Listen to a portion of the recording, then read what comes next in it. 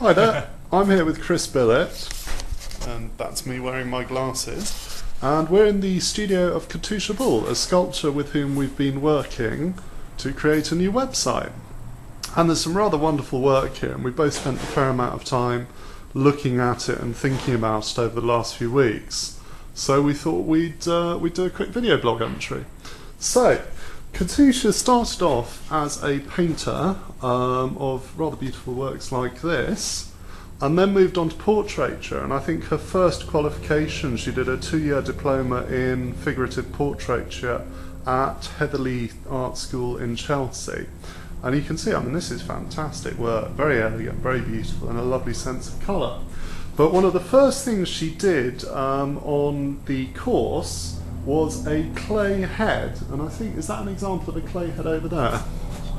Yeah, what do you reckon, Chris? Certainly looks like a clay head to me, yeah.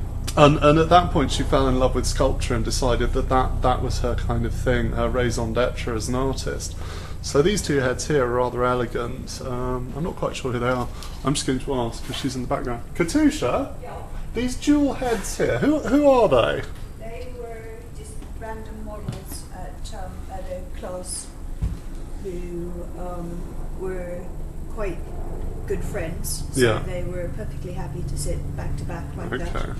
I think they're both such great looking faces. Absolutely. And match so well too, because Yeah. they both have such great bone structure. Yeah. Oh, thank you. So this was early clay, and rather beautiful work, as you can see.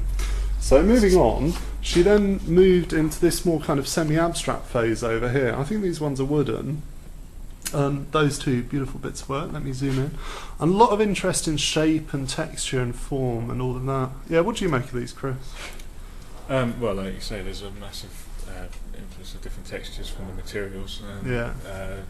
The shape of, well, more of the other sculptures is a lot more organic, but it kind of flows into these ones as well, I guess. This is probably the least of all. Oh, let's have a look.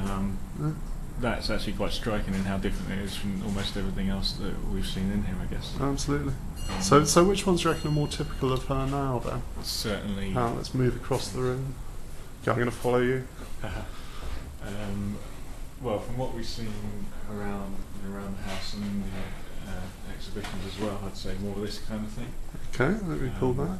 Which has got an amazing structure. You almost get the feeling that it's just waiting to collapse. Not because it will, because obviously it's not going to, but because you can't imagine how something like that can stand as it is, which is quite amazing. Cool. Okay, well that's great. That's our kind of initial introduction to this. We're going to go and eat something now, which should be rather fantastic. But we hope you've enjoyed our brief visit to the studio of the sculpture. Oh, and we should talk about the power tools at some point as well. But that's probably a later blog. Okay, bye.